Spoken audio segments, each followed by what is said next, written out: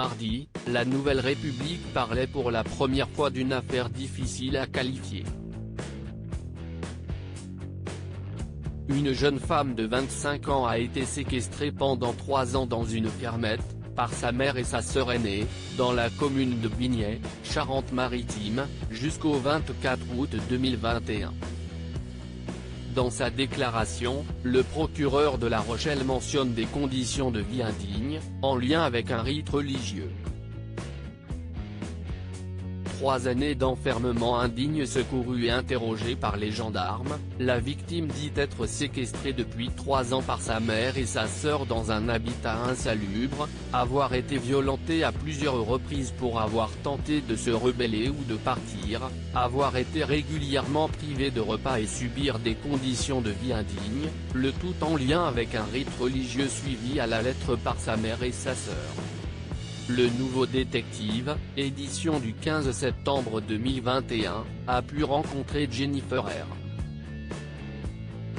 La voisine qui a secouru la jeune femme séquestrée lorsqu'elle est parvenue à s'échapper par une fenêtre. Elle décrit une jeune femme maigrissime, pieds nus, vêtue d'une culotte et d'un débardeur noirci par la saleté.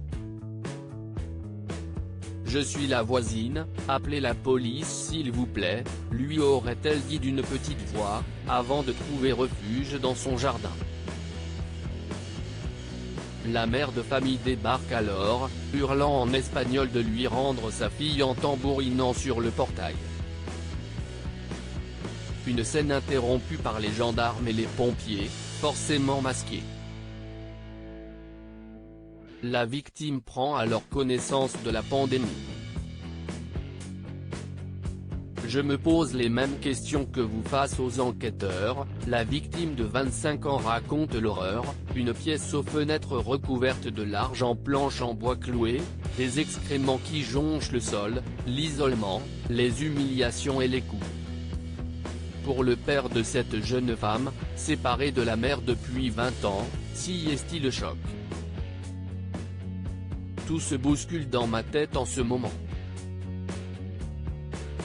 Je me pose les mêmes questions que vous, beaucoup de questions. Mais je n'ai pas les réponses, a-t-il déploré dans les colonnes du Nouveau Détective.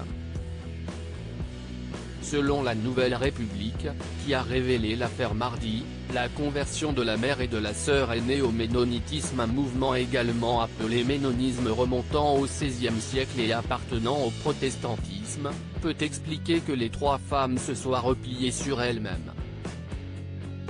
On n'est pas dans un cas de secte, mais il y a une problématique soit religieuse, soit mystique entre 3 personnes qui ont des niveaux intellectuels élevés. La mère, notamment, a fait des études de psychiatrie, a déclaré mardi lors d'une audience publique de la chambre de l'instruction de la cour d'appel de Poitiers l'avocat général Stéphane Chassard, cité par le journal. Les 2 suspectes restent présumées innocentes jusqu'à la fermeture définitive du dossier.